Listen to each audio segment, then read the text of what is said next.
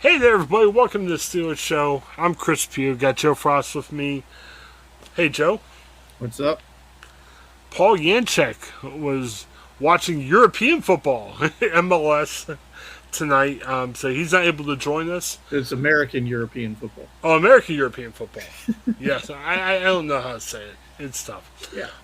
Yeah. So tonight, we're going to try and combine a couple different things together. We're only going to have one segment this week because there's no Steelers game next week. Next week, we'll have one segment as we preview the Bengals game, but hey, we got that off week. Joe, before we start, I don't like the off week. Let's get right to football. I don't like this Labor Day weekend, no NFL. What do you think? Well, given that we've extended the regular season now already by an extra week, I think I'm okay with it. You've got all of the preseason games, and then you have, Labor Day weekend where you've got the end of summer. You wrap up all these other things, and I feel like a 1 week opportunity for some teams who made it through preseason with extra injuries or recognizing that they have a lot of work to do in order to be ready for the regular season. I think I'm okay with a 1 week break in there to make those final adjustments. Okay. I kind of feel like I get teased with NFL football for the preseason. Right. It's like they take away for a week. But, I guess I can relax, and we're getting there. It'll be okay, right? It's your last chance to watch some baseball. Okay. Well, I gotta say, too, you got college football. We talked earlier on our other shows about Ohio State and Notre Dame. There's a big game on Saturday night. I think there's a Sunday night college football game, if I remember right. So you got football you can watch it today. It's not the NFL, but you got some stuff. So it should be good. Well, we're obviously, we talked about the Steelers here on this show. We're going to look at their final roster. And as we look at the final roster, we'll look back at last Sunday's preseason finale. Steelers defeat the Lions 19-9. They end up the preseason 3-0, Joe. We're undefeated. There you go. Fantastic. Well, hey, it's pretty. What more you can ask for? You got, a quarterback position to fill, and you got three quarterbacks playing some reasonably solid football all through all three games. So I don't know. Yeah. We don't have much to complain about, but we'll find a way. Yeah, definitely. All right, so we're going to go position by position, kind of give you what the final roster is, or at least the roster as of Wednesday night, and we'll tell you what we think about it. Quarterbacks, kind of surprising, Joe, to be honest with you. Steelers end up with Mitch Trubisky, Kenny Pickett, Mason Rudolph, Chris Odokin, the team's 7th round draft pick, got cut, and there was some talk that they could possibly bring him back. But he signed with the Chiefs today, Joe. So Old Oaken's no longer for the Steelers. He's going to be in the Chiefs practice squad. It's very kind of confusing that they went to the trouble of drafting him in the 7th round only to cut him like that. I understand that you make the cuts and you have the expectation that he's going to be available to sign back on with the practice squad. But clearly the fact that he got definitely the short end of the stick all through preseason definitely put him in the position that he didn't feel very welcome in Pittsburgh. Yeah, and apparently the Steelers didn't see enough for him to keep him around.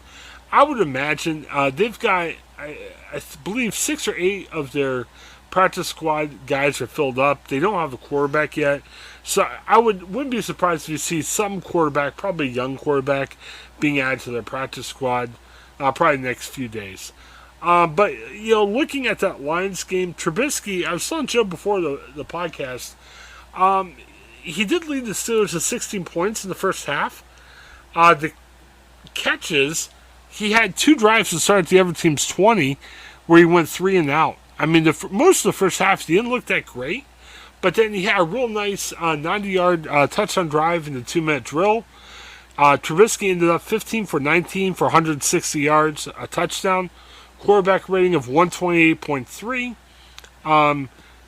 Joe, I think Trubisky He'll start the year for the Steelers. I got a feeling they're going to turn the pick at sometime this year. But I think Trubisky at least has a starting job for now. I don't even feel like the leash is that short for him. Okay. I don't disagree with you that at some point I could see Pickett taking over. I think it's more likely that that's going to be because of an injury or something like that to Trubisky. That's more likely than them just saying, we're done with Trubisky. Let's just move on. I'm a little skeptical about an arbitrary decision there. And I don't feel like the leash is going to be short. I think it's going to be a little bit long, and Trubisky's going to have some rocky moments, and that's okay. Because if we can take off our rose-colored glasses from the Big Ben era, even when he was prime, there was still some ugly football in the middle of those games and some of those seasons, even when ultimately things were going well. Yeah. The only thing I would disagree with is, even if Trubisky plays well, say the Steelers start like 1-4, 2-5, they may just say, "Hey, it's now time to go with the young guy." Right. But he's going along fine, and they're 1-4. What? Well, one thing is, say Trubisky has decent stats, and the Steelers are just not doing well record-wise. Sometimes in those boats, you say, "Okay, hey, let's try out the younger guy." But let's see. Let's see what happens. Kenny Pickett didn't look bad. 10 for 14 for 90 yards. Mason Rudolph, there's some talk that the Steelers may try to trade him. Everything I heard, I think they got some offers, but nothing significant enough to say, hey, let's get rid of Mason Rudolph. Rudolph didn't play that much. He went 0 for 3 during the game. Hey. We don't have a whole lot of details on offers that they might have gotten, but it's probably something where it's a really late round pick. Yeah.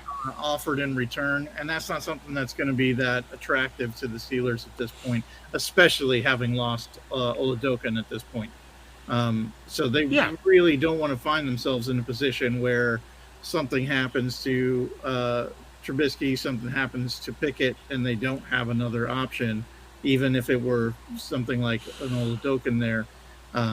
They're not likely to give up Rudolph unless it's something good in return. Everything I'm hearing is, hey, you never know.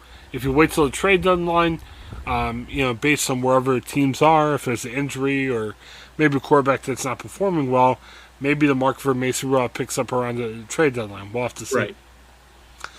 All right. This is where I start to scratch my head, Joe. Rushing. Najee Harris has a Liz Frank injury. Kind of revealed that in the sideline. Apparently, he's okay.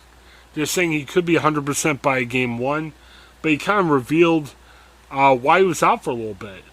It's a little scary. Liz Frank injuries sometimes persist. Hopefully Najee's okay. He ran 4 carries, 10 yards. Just getting loosened up a little bit. He's going to be your starter. No questions asked. Your backup, Jalen Warren, 7 carries for 11 yards. Again, preseason. A little concerned. I thought Jalen Warren overall has had a good preseason. It just, he wasn't at his best. Controversial decision. I told you this last week, Joe. Benny Snell ended up making the 53-man roster. I think the Steelers understand it's not for him as a running back. It's for him as special teams. The Steelers did initially cut Anthony McFarland, but he came back on as a practice squad member. So, Joe, running back, we're looking at Harris, Warren, and Snell. And your practice squad guy for now is Anthony McFarland. What do you think? I'm not thrilled. I'm not heartbroken because I think Warren's an interesting new addition in there, and I think it's the right choice to have Warren in there instead of McFarland. But I like Benny Snell as a person. I like the special teams contributions, but I would have more confidence in a different backup in the running back room. Everything I heard, the Steelers acknowledge that McFarland's probably a better running back than Snell, but Snell was a much better special teams player. And see, here's the other thing. I kind of like Anthony McFarland, but if other teams like Anthony McFarland, there's no way he would have lasted and became a practice squad player for the Steelers. I mean, there's a reason why he stuck around. I'll tell you, Joe, the one guy out there that I was kind of like, wow, hopefully they get him, Marlon Mack. I don't know if you Yeah. remember him. Hmm. He's been hurt for the past 2 years. But before that, he was a really, really good running back with the Indianapolis Colts. He spent a couple injury-plagued years with the Texans. He got dropped from the Texans, and I'm like, oh man, everybody's going to be after him. Nobody picked him up. I mean, he's literally on the practice squad now for the Texans, which is kind of crazy. So I think you could tell with some of these teams. I know some of these guys are like surprised the Steelers didn't go after him, but man, if Marlon Mack was that big of a target, you'd think Marlon Mack would have been picked up by somebody and not gone back to a really bad team as a practice squad player. Yeah, yeah, it's such a strange thing whenever we get to this point and everybody has to get down to 53. Uh, you just feel like there's some really good people or people who have a good history who are just sitting around on practice squads or cut loose entirely. Um, but we have to remember that over the first couple of games of the season, stuff's going to happen.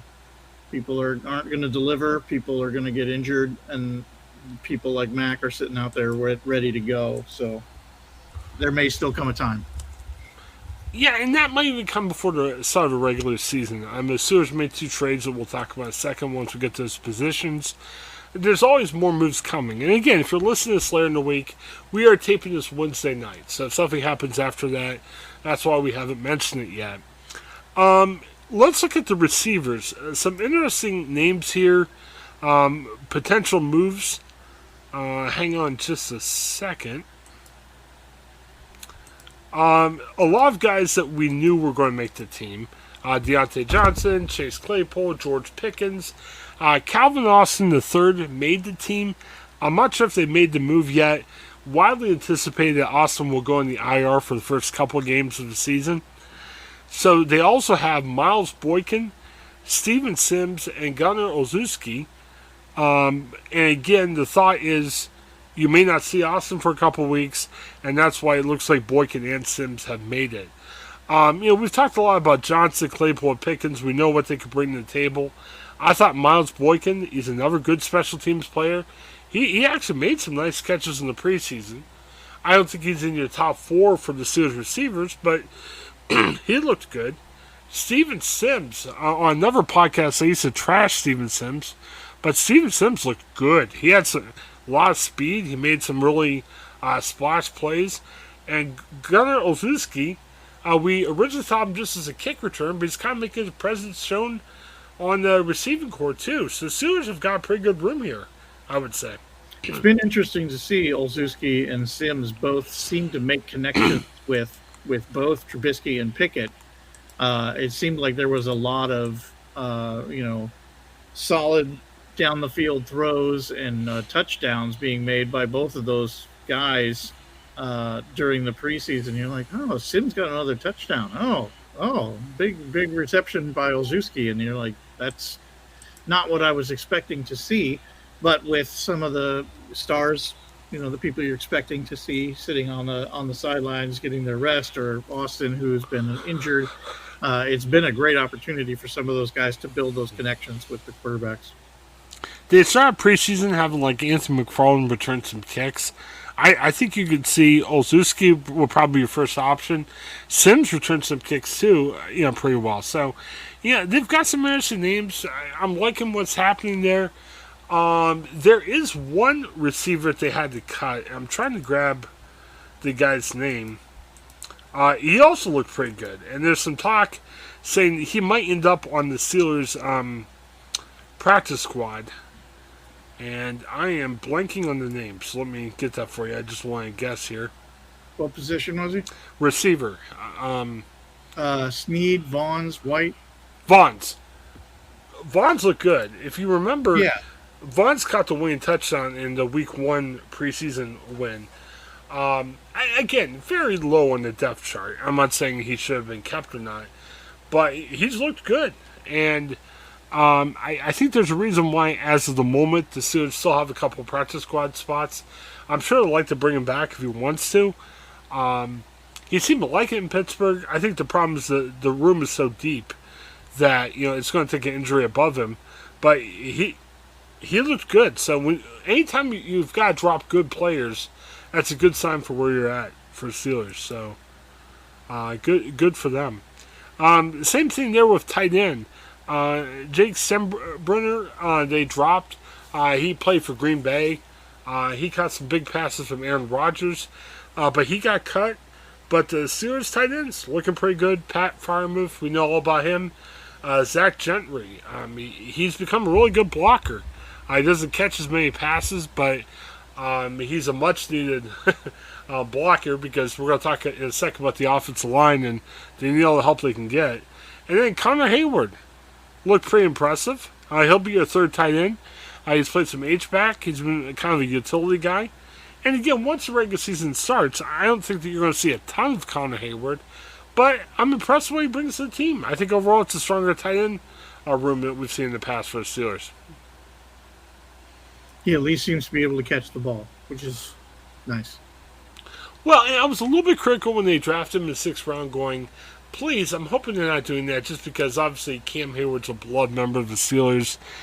But I think Connor's shown stuff on his own where it's not just, hey, let's bring in Cam Hayward's younger brother. He really did to me. I mean, he came out with a lot of energy and he worked in a variety of positions where he was functioning strictly as the true tight end. He did some runs out of the back, and his ability as a blocker, even though he might not be as big as a Gentry, I think he's got a lot of tenacity and a lot of heart to show, and is desperate to prove that he wasn't just picked up because his last name's Hayward.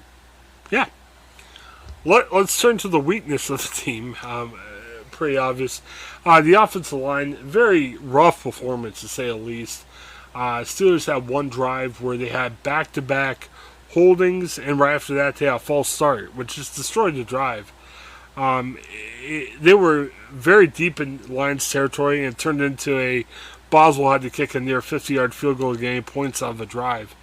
Man, I'm looking at these guys that made the team. Kendrick Green, very rough preseason. Some people say maybe he shouldn't have even made the team. He was struggled as a center last year. They wanted to put him at guard. They thought it'd be better. He looked tough there. J.C. Hassenauer. I know Paul loved J.C. J.C. didn't look bad. He's a backup center. I mean, that's who he is. Dan Moore Jr. looked good at the end of the last year for the Steelers. Very rough preseason. He's your starting left tackle, but I'm not sure how long that's going to last. Mason Cole center. I've seen some decent stuff out of him. Some rough stuff. Chooks Okafor. They pay him a lot to be the right tackle. Joe, he's probably been their best offensive lineman, which isn't saying much. It's crazy. James Daniels, a little disappointed so far. He was supposed to be your most talented lineman coming in. He was a pickup from the Bears. He struggled so far, had some penalties in the preseason. Hopefully he could turn around. And then finally, Jesse Davis. The Steelers got him by trade. I believe from the Vikings. Vikings, yeah. Yeah. He played a lot of tackle last year. And read something, he gave like a bunch of sacks in one game. If you look at his Pro Football Focus rating, it's very low. But I'm hearing more things that if he actually plays guard, he plays better. But again, Jesse Davis is your veteran swing guy. I mean, Jesse Davis isn't going to be your starting guy. He may have to start depending on where the line's at. But it's a move the Steelers made at the end. They were supposedly after another guy from Carolina. They couldn't get him, so they ended up with Jesse Davis. Hopefully, I know the Steelers can't change offensive linemen each week, but hopefully they can end up. They need to find a little bit more talent there. That would be nice. More talent. Yeah, and it's hard this time of year. I mean, you can't just start trading first-round picks for stud linemen. I mean, just think, if you're an NFL team that has great linemen, why are you going to trade them right now? I mean, you want them for yourself. Well, somebody out there has we've got an embarrassment of riches in wide receivers. Somebody out there has an embarrassment of riches with offensive line. There are people who've been cut who are better than who we have right now. And hopefully the current offensive line, I know you can't change from terrible to fantastic in a week, but at least Bill be half decent. Because if not, that alone could derail the Steelers season. They've got they've got good elements in other places, but the line scares the heck out of me, to be honest. All right, let's look at defensive line. Now, Joe, it's going to get better. Defensive line is a lot better right now than the offensive line. This is a lot of good names right here.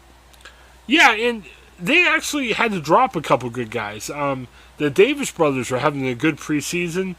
They got dropped. One of the guys got re-signed to the practice squad. But a lot of these guys are guys that we've talked about. Obviously, you got Cam Hayward, Larry Ogunjobi. Martavius Adams, he's been out for most of preseason. They say he could be injury reserve candidate.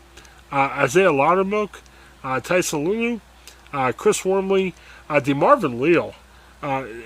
Joe, if you get a chance, there's probably some Leal highlights on YouTube somewhere. Oh, I've already watched some. He's looking really good.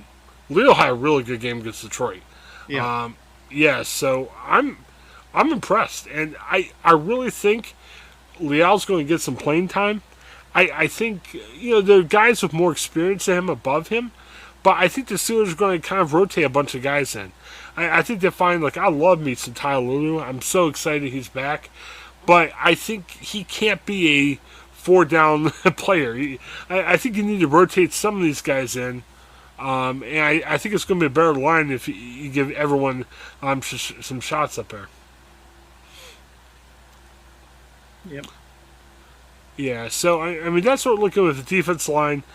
I don't see, the Adams injury kind of concerns me, but other than injuries, we're good here.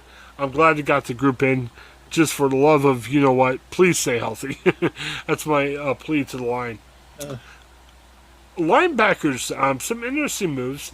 Devin Bush, he actually made one or two really solid plays against the Lions. He still had some rough plays, so I'm not sure if he's going to end up being a starter.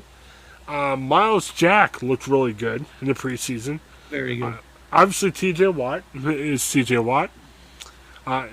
Thankfully, T.J. Watt got hurt, Joe, and there was some speculation it could be a really serious injury.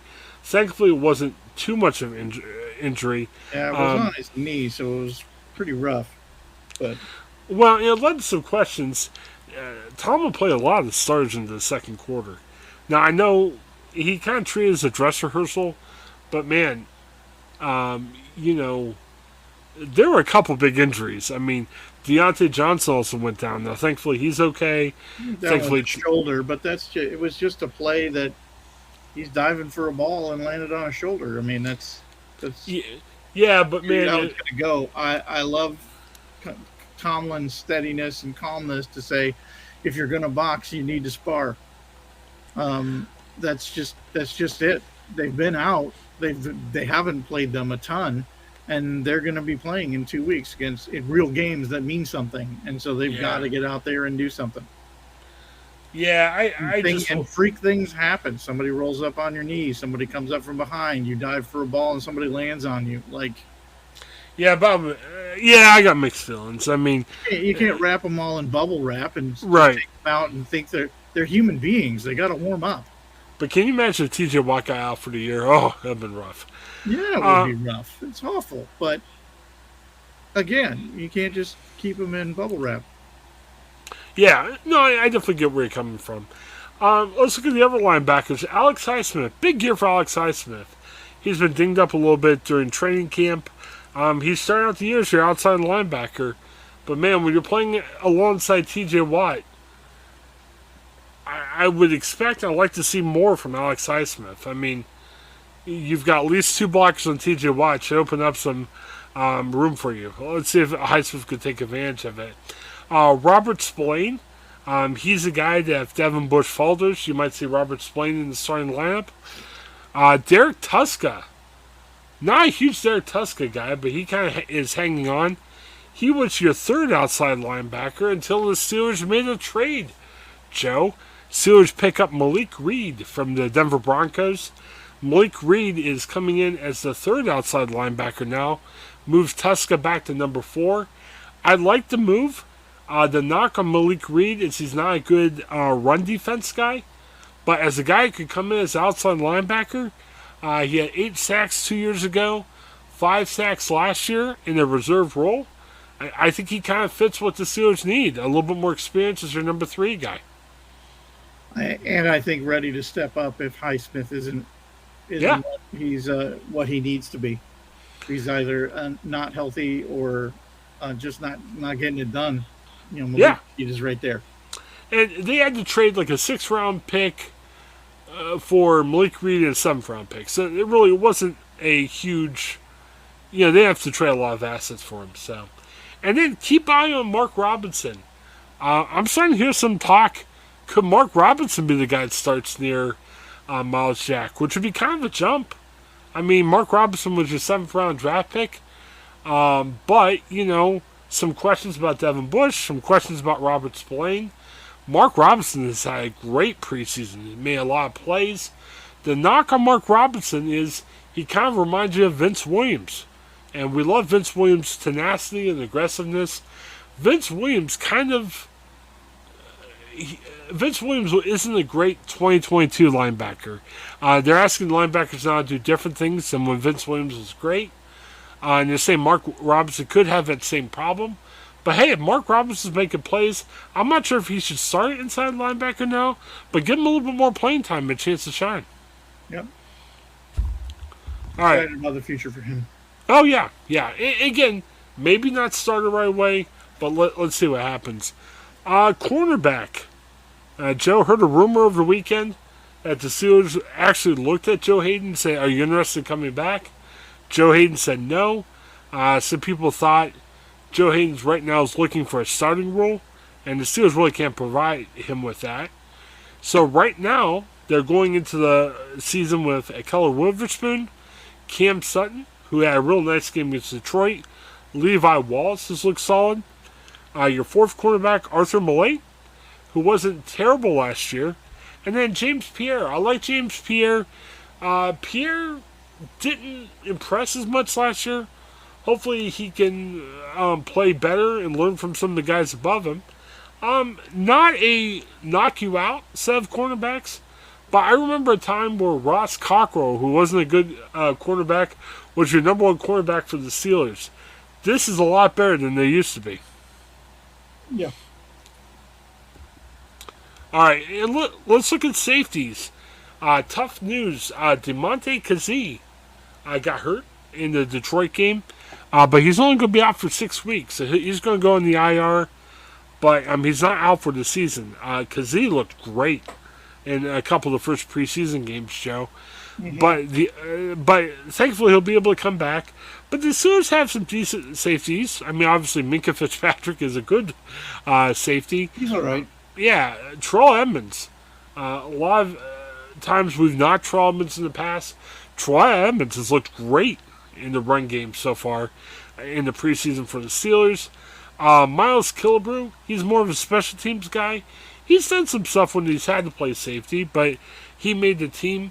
And Trey Norwood. Trey's a little rough in spots, but Trey's looked better. And I'd like to see how Trey Norwood develops this year, too. Very much so. It's not a defensive back list full of giant stars other than Minkah, but it definitely seems like a crew that can work together to cover what they need to cover. The guy I like to make fun of a lot, Marcus Allen, who has a name similar to obviously the Raiders. No longer with us. Icon, yeah. Well, no, they're saying he could come back. Once Kazee gets put in the IR, right. They did drop out. Talk is they'll probably bring him back to replace Kazee, at least for the time being. You haven't got rid of Allen yet, Joe. Well, he's not there now, so there's still a chance. I heard a crazy rumor, and I'm going to keep saying crazy right now because I don't think it's true. Tyrann Mathieu took the Saints off his social media and everything. They're trying to figure out something is going on there with the Saints. Somebody speculated he might get released. I can't believe that would happen because the Saints spent a lot of money on him. And guaranteed money, too. Right. They get a big signing bonus. But some people say he may not even start. Who knows? I was secretly hoping that if the Saints did the unthinkable and released Mathieu, we can get Matthew at least to replace Kazee, but I think that's wishful thinking. That would be amazing. All right, finally, the specialist, Christian Kuntz is your snapper, long snapper. Presley Harvin. Love me some Presley Harvin. Presley Harvin looked rough at times last year. Lots of stuff going on in his life.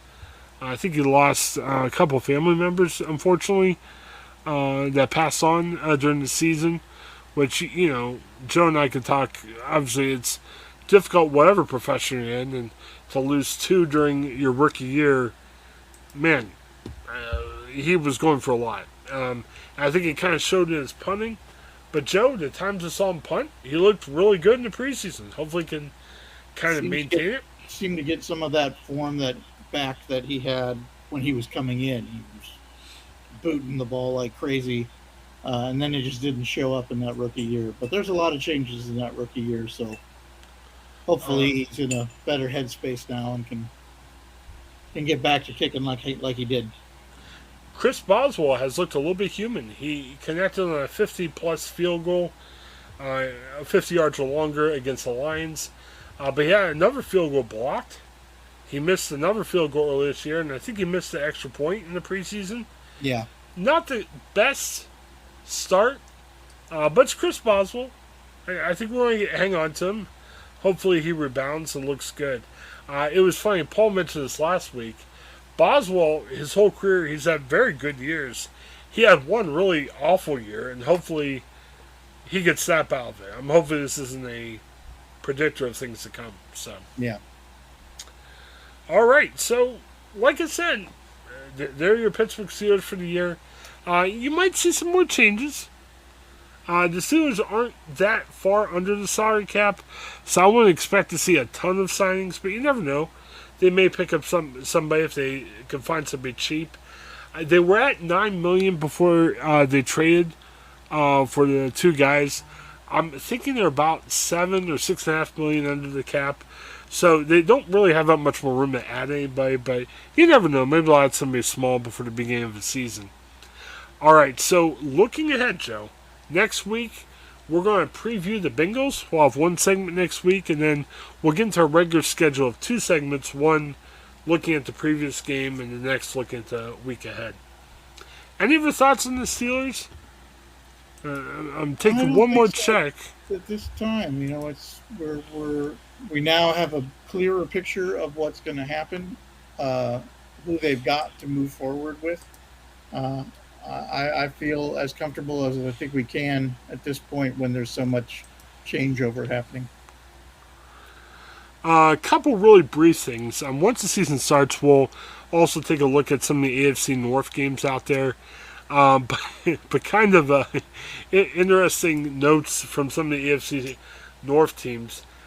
Baker Mayfield. I got to tell you, Joe, I'm looking forward to Bengals Steelers. It's going to be great.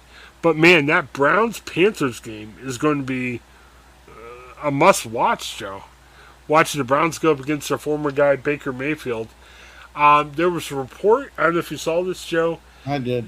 That Baker Mayfield said, I'm going to F them up when talking about the Browns. Baker denied saying that. Man, it's going to be a wild day in Carolina, Joe. That's all I got to say about that. I mean, I just come to the place where I think, so what? He absolutely should have that attitude. If he didn't have that attitude, what are you, dead? I mean, you're going to have to. The way that the Browns treated him, good grief. If he went in, I'm saying that he wanted the best for them and really hoped that they would get the win. Like, what are you even doing in football at that point? It's kind of dumb to think that he wouldn't have said something like that. He should say something like that. It was interesting. He denied it. Because you don't want to create bulletin board material. You want to, say in your head, you're like, man, I'm going to destroy him or everything. But you don't want to create bulletin board materials. To say the right things in public. Joe, I read some behind the scenes stuff about it. Apparently he said it on just a casual matter to the reporter. Like it wasn't the camera wasn't rolling, and the reporter ran with it. So apparently, there's a lot of bad feelings right now about that. Between Baker and the reporter involved. You can be unhappy with him as a fan of the Panthers. I could even see some of the coaching staff or the front office not being happy about it. But that guy single-handedly, in a 5-word sentence, said offhanded to a reporter, just generated thousands upon thousands of hours of sports talk people talking about this as if it's a thing. Next week at work, I'm going to be writing a lot of Baker Mayfield stories I got feeling, just based on lots to write about. Lots going on. And yeah, you're right. I mean, any player's going to think that. You just don't want that to be out in the media, though. So, very interesting. The other thought that was kind of interesting, apparently, Lamar Jackson still isn't signed, Joe. And it's quite possible Lamar Jackson could be a free agent after the year. I don't necessarily want Lamar Jackson and the Steelers, but I'm interested to see what this uncertainty is going to do to the Ravens this year, because obviously Lamar Jackson is going to be their quarterback. It was interesting. There was some thoughts to say that Lamar Jackson turned down a $250 million guaranteed contract. And apparently Lamar Jackson responded to a fan on Twitter saying, man, that never happened. So apparently there's some debate going back and forth on what these contracts are even worth or anything. I'll tell you, there's still a lot of NFL teams mad at the Cleveland Browns for giving Deshaun Watson all that guaranteed money. Because you look at the AFC North, I mean, Joe Burrow's going to be asking for a contract before long. Lamar Jackson's going after a contract. Thankfully in Pittsburgh, Kenny Pickett's a couple years away from having that discussion. But man, that really reset the quarterback market. What happened with Deshaun Watson. And it could mess up the Ravens this year. I feel like the Ravens are in such a weird place. They were last year. I don't feel like that's changed much for this year. They don't need any extra drama right now, but they've got it. And that's a bad place to be in. And the Ravens still have not addressed their wide receiver core. I mean, the Ravens are going to be a tough team this year. I'm not saying they're going to stink, but... We even have one of the receivers from last year. Yeah. I mean, they haven't addressed it. They picked up running back, another running back, Miles Boykin from Miami. He was the guy I was hoping the Steelers would take a look at. But, man, all your running backs can't play receiver. And I'll tell you, Joe, the Browns, I caught a little bit of their last preseason game. They got Amari Cooper, who's inconsistent. What do they have after that receiving? They got a couple young guys that haven't proven themselves. And one of their highly touted young receivers has had like 4 or 5 drops already this preseason. So the Browns... And they got to try to catch Jacoby Brissett's passes. Yeah, and I was talking with Peter Holland, our Canton Repository reporter, that's giving us some extra Browns insight. He's looking at...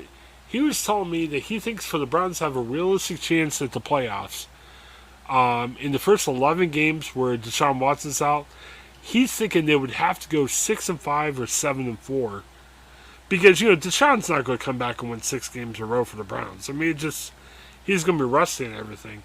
So he's guesstimating 6-5 and 7-4, and he's not sure if his Browns team can do that. And I don't think they can. I don't think that they can. Yeah.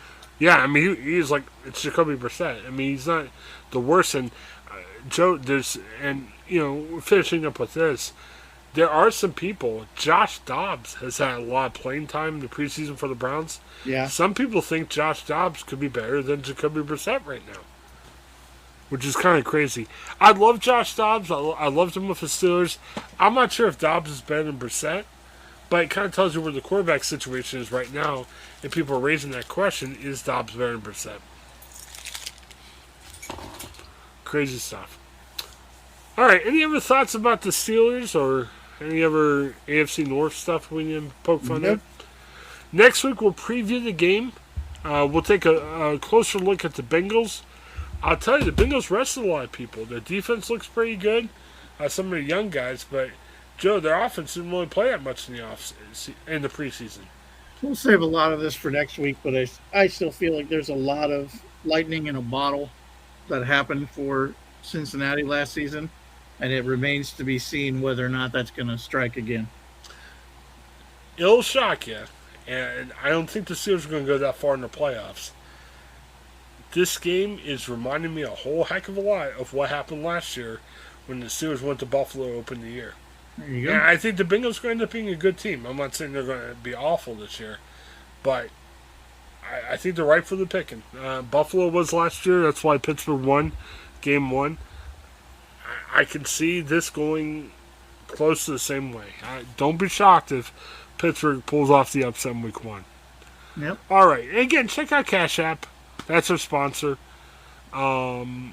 Great way to send money back and forth to each other. All right. Well, Joe, thanks again, man. This was good. It's good to end up early. Sometimes we're podcasting. It's almost 1 a.m. in the morning by the time we're done. We're off a little earlier, which is great. Fantastic.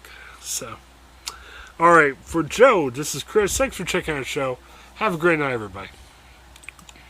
Hi, I'm Jennifer Mooney.